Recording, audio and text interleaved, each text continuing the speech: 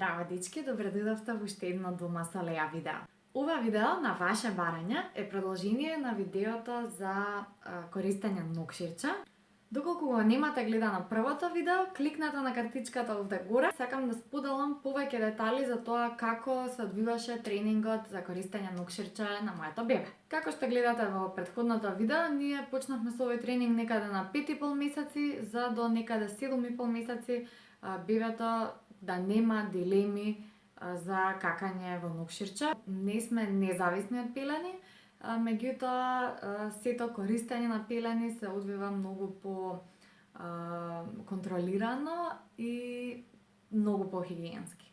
Жените кои го препорачуваат овој метод на рано навикнување на бебето на користење на нокшир, сметаат дека потребата од пелени до втората или до третата година, што е многу често случај со нетренирани бебиња, е вештачка потреба, односно дека е наметната од страна на производителите на пелени. Што има до некаде логика, но да не навлегуваме во теорија на заговор. Уште кога луѓето живееле во пештери, било јасно дека младенчињата не можат да го усмрдат целото живеелиште. Мене лично ме убеди размислувањето дека никој не може да посакува да е нон-стоп обвиткан во својот фецес и дека мора да постои подостоинствено решение за нашите малечки. Постојат неколку материјали што морате да ги набавите пред да почнете да експериментирате со тренирање на вашето бебе за користење на нокшир. Прво и основно тоа е нокшир, а второ тоа се пеленски подлоги. Во светот постојат специјални нокшири за бебиња до 1 година кои што не седат на нокширот. Истите најчесто имаат форма на цилиндар, на капа цилиндар превртана наопаку, со еден мек обложен дел, меѓутоа кај нас не ни барав дали има такви, едноставно не очекував дека ќе има такви нокшири, затоа што ова не е многу популарна техника кај нас. И затоа само набавив нокшир во 2 дела. Покрај ова потребни би беа и пеленски подлоги. Тоа се подлоги во форма на чаршавчиња кои што се за една употреба. Составени се исто како пелен. Од едната страна имаат непропустив пластичен слој, а од другата страна нежна памучна подлога и просторот измеѓу нив е исполнет со материјалот со кој што се исполнети пелените за една употреба. Овие се постилаат под вашето бебе, односно на местото каде што ќе го соблакувате и ќе го учите. Овие подлоги се многу корисни, бидејќи кога бебето ќе изврши нужда, можете само да ја соберете целата подлога и да ја фрлите. Бидејќи истите се големи и бидејќи може да се случи периодот на користење на овие подлоги да трае подолго, значи неколку недели, можете слободно да земете ножичка и да ги скратите овие подлоги на пола, на 3 дела, на 6 дела и буквално да ставате подлога само под газето на бебето.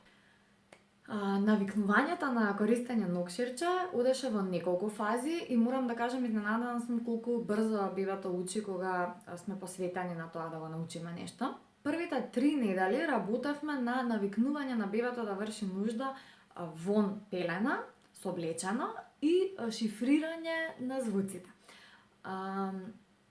Во почетокот најважно е бебето да се навикне дека не прави нешто лошо, значи да не ја задржува потребата, него да се отпушти да изврши нужда кога е соблечено.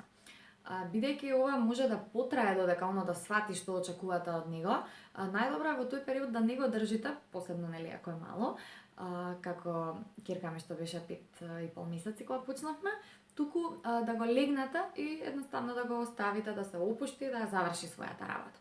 Многу е важно моментот на вршење нужда да го поврзете со посебен звук. Се препорачува овие звуци да бидат нешто како пст или чш или пф за мочкање и или за какање. И секој пат кога бебето ја врши нуждата, во тој момент го повторувате само овој звук. Многу е важно да не зборувате дополнително, значи да не уфрлате други зборови или комплексни реченици, затоа што бебето нели треба да се биде сконцентрирано на извршувањето на потребата и да не се деконцентрира. Бебето ги учи овие работи, дури може и да научи да ги повторува и во подоцнежна фаза на тренингот истите звуци да ги кажува како најава дека ќе има физиолошка потреба. Знам дека можеби ви звучи неверојатно дека бебе на 4, 5, 7 месеци може да го прави ова, но може. Јас не сум педијатар, не сум експерт за тренирање бебиња, не сум негователка, освен на моето бебе, и никако не сум гуру за комуникација за елиминација, така што наместо да дробам многу за теорија, ќе ви објаснам само како јас знаев дека сум на добар пат со моето бебче. Првата недела од како почнавме, бебето негодуваше, цело време ги повторував шифрите, кодовите, зборчињата што сакам тоа да ги научи за да го охрабрам да врши нужда понатаму. Некаде во текот на втората недела бебето почна да ги прави овие звуци. Нормално не ги изговараше исто како јас, меѓутоа се гледаше дека се обидува и на тој начин се надоврзува и ве разбира што сакате да го научите. Некаде кон крајот на третата недела и во текот на четвртата недела бебето го навикнував на држењето. Држењето ќе го презентирам малку покасно во ова видео. Меѓутоа беа потребни околу недела дена по 2, 3, некогаш и 4 вежбања во денот, повторување на сеансите на користење нокшир, за бебето комплетно да се навикне дека тоа е начинот на кој што ќе извршува својата физиолошка потреба. Некаде после петата недела и јас и бебето бевме комотни и со држењето, и со тоа колку често го користиме нокширчето во текот на денот, и со тоа што точно правиме додека се држиме над нокширчето. Јас лично решив да го користам нокширчето само за какање, затоа што овој тренинг го спроведував во зимски месеци, ноември, декември, јануари. И нормално така ми беше полесно, бидејќи бебето зимно време е слоевито облечено и едноставно напорно е да го собликува. Практично не е можно да се говори на темава без да се споделат малце превише информации. Конкретно сакам да го споделам искуството во периодот меѓу навикнувањето на бебето да врши нужда на подлогата и навикнувањето на чучење врз нокширчето. Во овој период бебето имаше 10-дневен запек, бидејќи се поклопи со периодот на воведување трет оброк во текот на денот, што имаше своја реакција на некој начин на метаболизмот на детето. Ова предизвика многу голема конфузија кај мене, се случуваше по 2-3 пати во денот да чучиме и да нема никаков резултат. Не знаев да не можеби и јас правам нешто погрешно, да не бебето има некој посериозен проблем. Практично се испостави дека самата поза на чучнување над нокширчето му помага на бебето за имање редовна и уредна столица. Од тогаш практично бебето немало никаков проблем со констипација. Истражував доста на темава и можам да кажам дека препорачана возраст нема, односно се препорачува да се почне што е можно порано. Некои од жените кои што работат со ваков вид на тренинг на бебиња, имаат деца со кои што буквално почнале од првиот ден да користат нокширче. Мене лично би ми било страв да држам во оваа поза дете кое што се уште не може само да си ја држи главата исправена. Но после првиот месец верувам дека ова не би ми било пречка да почнам со тренинг. Со Зара почнав на скоро 6 месеци, бидејќи тогаш и дознав за целиот овој процес и дека е можно да се научи бебето да користи нокшир. Ова е моје прво дете и јас немам искуство со 2-годишно дете, но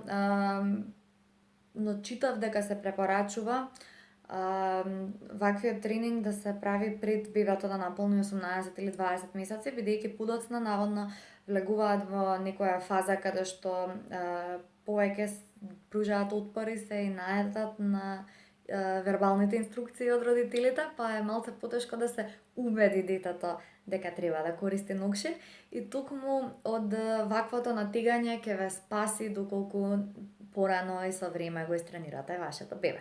Моја препорака е тренингот да го спроведува мајката и тоа додека е на породилно отсуство, бидејќи на тој начин има доволно време да помине со бебето, бидејќи Самото чучење на нокшир треба да се одвива неколку пати рамномерно во текот на денот, но освен тоа, откако ќе го научи бебето на користење нокширче, ќе има доволно време да помине и со следниот кој што ќе се грижи за бебето по незиното заменување на работа, да го навикне на новиот процес и на практичните постапки од она што го научи.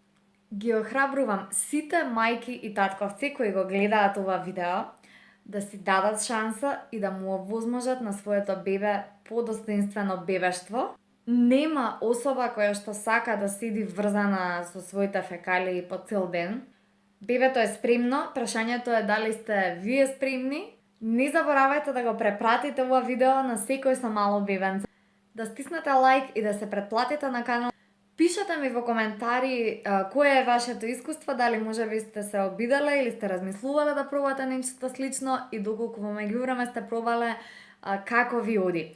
Поврзете се со мене слободно на Twitter и на Facebook, линковите се долу во описот на видеото. Баш би сакала да размениме искуство. Поздрав!